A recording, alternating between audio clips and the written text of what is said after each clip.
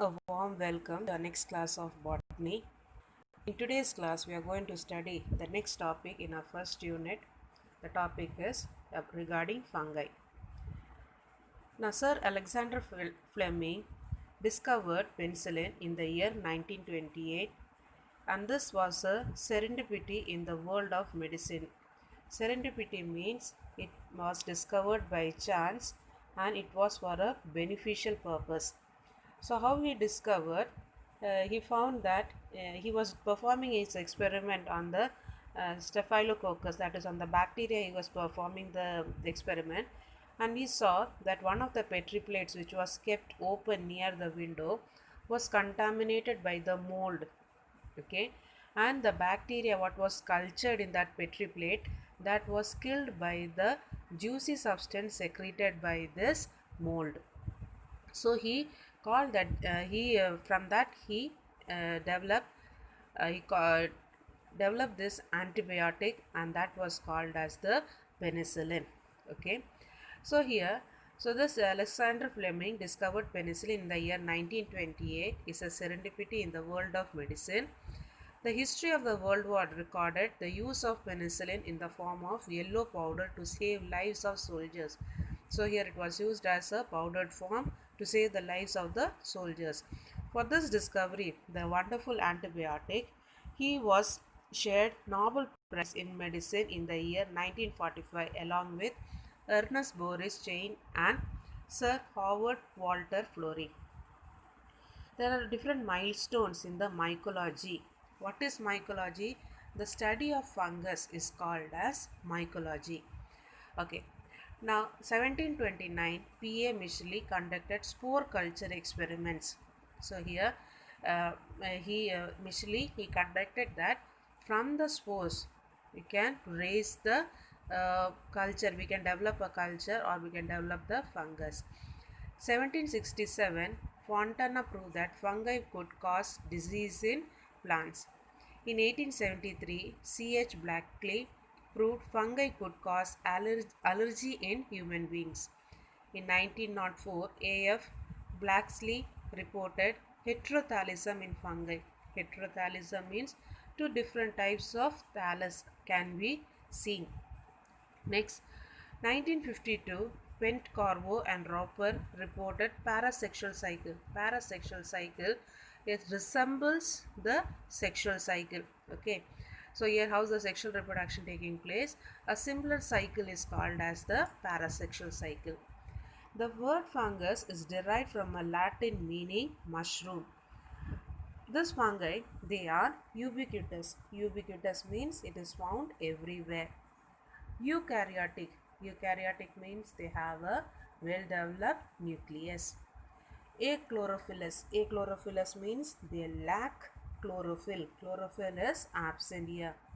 Since they lack chlorophyll, the mode of nutrition is heterotrophic. So how we can define a fungus? A fungus is said to be ubiquitous, eukaryotic, achlorophyllous, heterotrophic organism. They exist in unicellular or multicellular forms. So here fungus they can be unicellular. The study of fungi is called as mycology. Myx means mushroom, logos means study. P.A. Micheley is considered as a founder of mycology. Few renowned mycologists include Arthur H.R. Buller, John Webster, D.L. Hawksworth, G.C. Ainsworth, B.B. Munkar, K.C. Mehta, C.V. Subramani and T.S. Sadasivan. So here E.J. Butler is the father of Indian mycology. He established Empirical Agriculture Research Institute at Pusa, Bihar. It was later shifted to New Delhi and at present known as the Indian Agriculture Research Institute IARI. He published a book, Fungi and Disease in Plants, on Indian plant diseases in the year 1918. Here, next you are going to study about the general characteristic features of fungus. So first feature, majority of the fungi, they are made up of thin filamentous branched structure. They are called as hypha. Okay. So here this fungus is the plant body of the fungus is made up of thin thread-like structure. They are called as thin filamentous branched structures. They are called as hypha. Now it's not made up of single hypha. There are numerous hyphas together. Okay, they are interwoven to form a mycelium. So here plant body of fungus is made up of thin filamentous filament like branched structure, and they are called as hypha. A group of hypha is called as mycelium. The cell wall of fungi is made up of polysaccharide called chitin. So cell wall of fungus is made up of polysaccharide chitin, which is a polymer of N-acetylglucosamine and fungal cellulose. Cell wall consists of polysaccharide called chitin and fungal cellulose. The fungal mycelium is categorized into two types based on the presence or absence of septa. So here you can see in the figure 1.18. Here you can see two hyphas are given there. Hypha, both are the branch structure given here.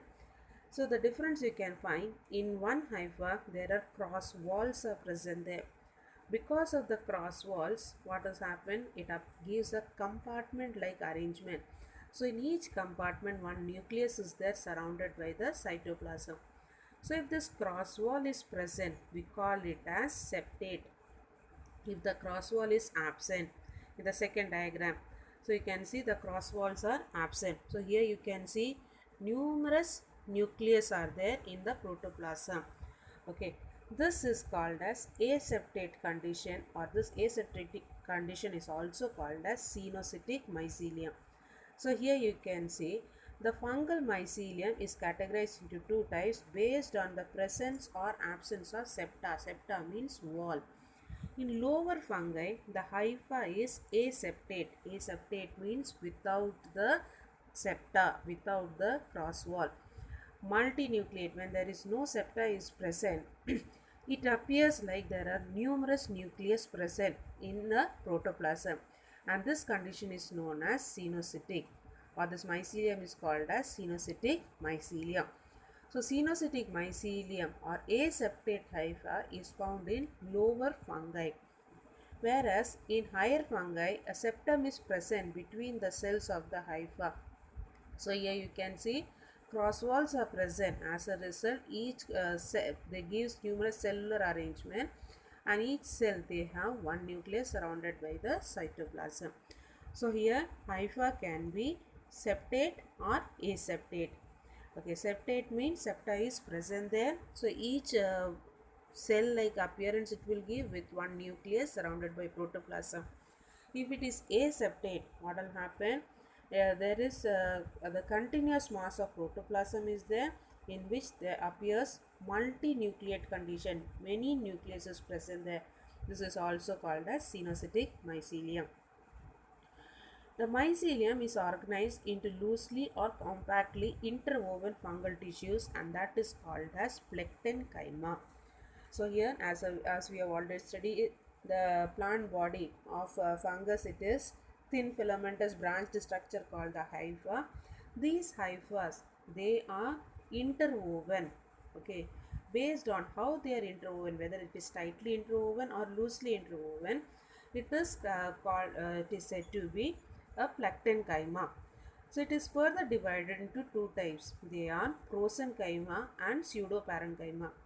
In the former type, the hypha are arranged loosely. So here, when the hyphas are loosely arranged, they are called as prosenchyma. So when the hyphas they are loosely arranged, they are called as prosenchyma. Okay, or they are loosely arranged or they are parallel to one another, then it is called as prosenchyma.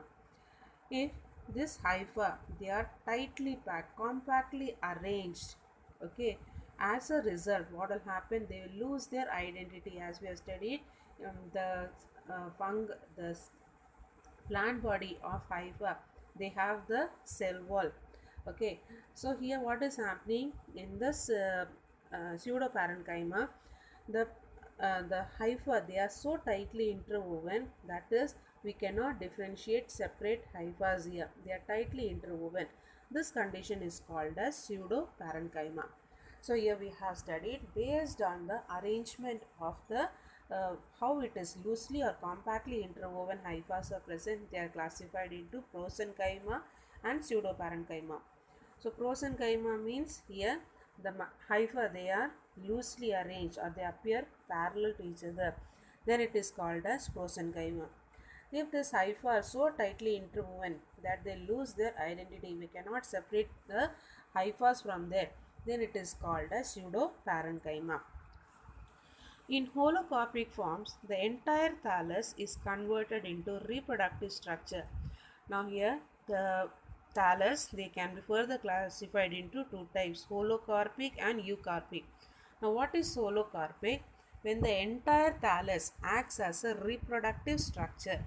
The entire thallus is converted into a reproductive structure. It's involved in the reproduction process. Then it is called as holocarpic. Whereas, if some region of the thallus is involved in the reproduction, another region remains vegetative. Okay, so part of the mycelium, they changes into reproductive structure, and the part they remain as a vegetative body. Then it is called as eucarpic. Fungi reproduce both by asexual and sexual methods. The asexual phase is called as anamorph and the sexual phase is called as telomorph. Fungi having both the phases, they are called as holomorph. So here we have studied if the entire thallus of the fungus changes into a reproductive structure, we call it as holocarpic. If part of the thallus changes into reproductive structure and part remains as a vegetative body, we call it as eucarpic. So here both asexual and sexual reproduction is seen. If the asexual reproduction, we call it as anamorph. If it has the sexual phase, then we call it as telomorph. If both the phases are found in the fungi, then it is called as holomorph. Next, general sexual reproduction in fungi includes three steps. First is fusion of the protoplasm. So as we have studied here, we can find sexual reproduction is there and asexual reproduction. So here sexual reproduction, that includes three steps. First one is fusion of the two protoplasts. The two protoplasts are fused together, that is called as plasmogamy. Second step is fusion of nuclei. So first the protoplasm fuse, after that only the nucleus, they fuse together. This is called as karyogamy.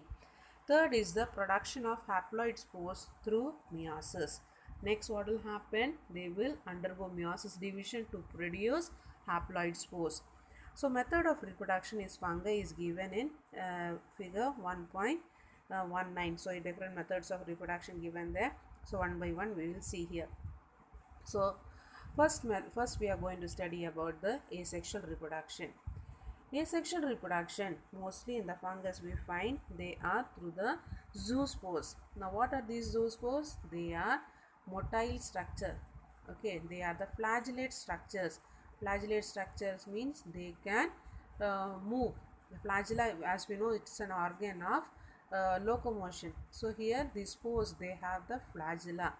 So this flagellate structures, they are called as the zoospores, and the hypha which produce it, that is called as the zoosporangia. Okay, so inside the zoosporangia we have the zoospores. Next is the conidia. Conidia, the spores produce on the conidiophores. Okay, so here the spores, so you can see here the diagram. So the C diagram you can see here. So here the conidia formation. So conidiophore is the hypha which is having on the tip numerous spores which is arranged in a linear order in a chain like pattern. Then it is called as what? The conidium. Next we are going to study here oidia, or it is also called as thallospores, or they are also called as arthrospores. Hypha divide. So here the hypha divide and develop into a spores, then it is called as oidia. So here as we have studied the hypha, they undergo and they break down, and each part of the hypha, they act as a spores, then it is called as oidia. Fourth type is the fission. fission, as we know, it is breaking. The vegetative cell divides into two daughter cells. So here it's very common in the yeast you can find. Next is the budding. Okay, a small outgrowth is developed on the parent cell which get detached and become independent. So here budding, as we can see here in this. So above diagram, in the A diagram you can see the fission. Yeast, the single cell, they undergo division and produce two daughter cell. In the second you can find budding. So here on the unicellular yeast cell, a small outgrowth is seen, that inside that outgrowth they will later detach, they will separate from the parent cell and they will undergo development. This is called as the budding method. Next is the chlamydospores. So they are what? The thick walled resting spores. They are called as the chlamydospores. Okay. So thick walled resting spores, they are called as the chlamydospores. So here you can see in the diagram, the E diagram, on the structure you can see there are some structures, there are some thick walled structures in, they are called as the chlamydospores. So here the D diagram you can see thallospores, or they are the oidium, where the fungal hypha is breaking into pieces and they are called as the oidium. So asexual reproduction we have studied, it is either through the zoospores or through conidia formation or through oidia formation or through fission, budding or chlamydospores. Next we are going to study about the sexual reproduction in fungus.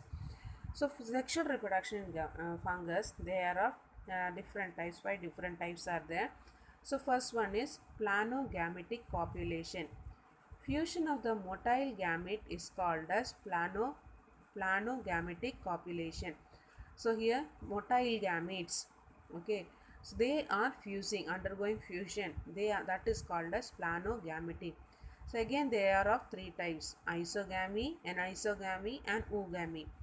Iso means same. Okay, so when the fusing gametes, they are similar both in morphologically and physiologically. Okay, the structure, the size of the fusing gametes is same, then physiologically both are motile, then we call it as isogamy. Next is the anisogamy.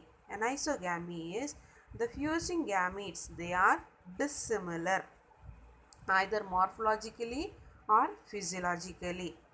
Okay, so here fusing gametes, they are either morphologically similar, one fusing gamete will be small, the other one will be large, or the other way, they are, one is motile, the other one is non-motile. So here when one of the condition they are dissimilar and other condition they are similar, that is either the morphologically they are similar, physiologically they will be dissimilar, then it is called as anisogamy. Third type is oogamy.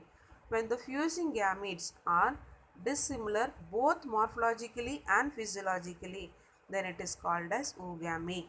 Okay, so here one, as I already studied, morphologically one cell will be small, the other one will be large. Physiologically one will be motile, the other one will be non-motile. So here, as we have studied planogametic copulation, the fusion of the motile gamete is called as planogametic copulation. They are of 3 types: isogamy, anisogamy and oogamy type. Next one is the gametangial contact. During sexual reproduction, a contact is established between the antheridium and the oogonium. Now, antheridium is the male reproductive structure and oogonium is the female reproductive structure.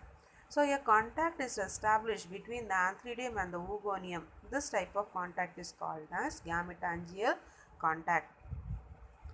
Next, we are going to study here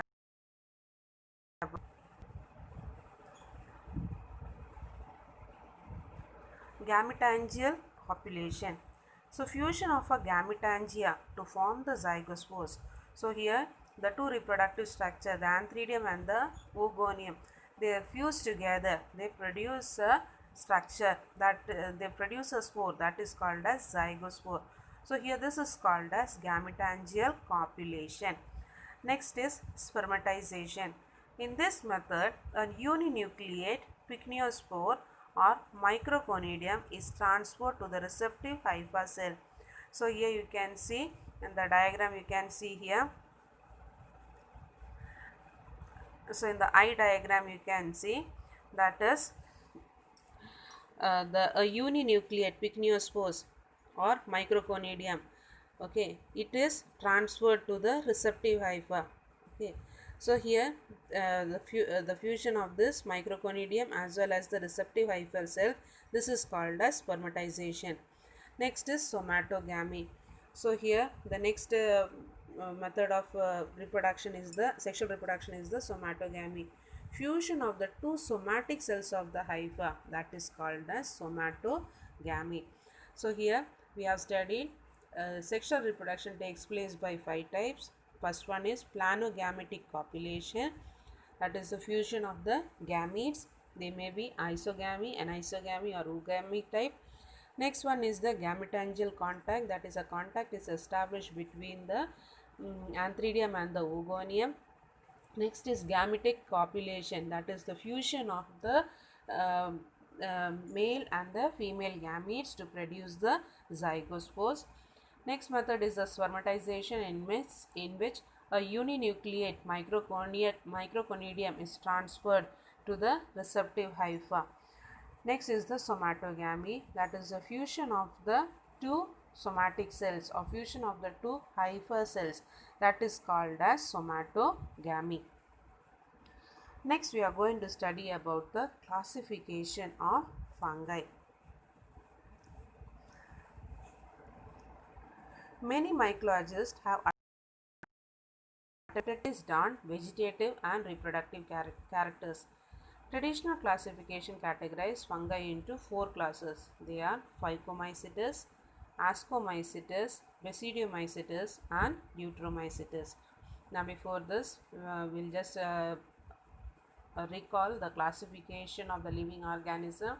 In that we studied first Carolus Linnaeus. He classified all the living organisms into two based on their motility, whether they are able to move or not.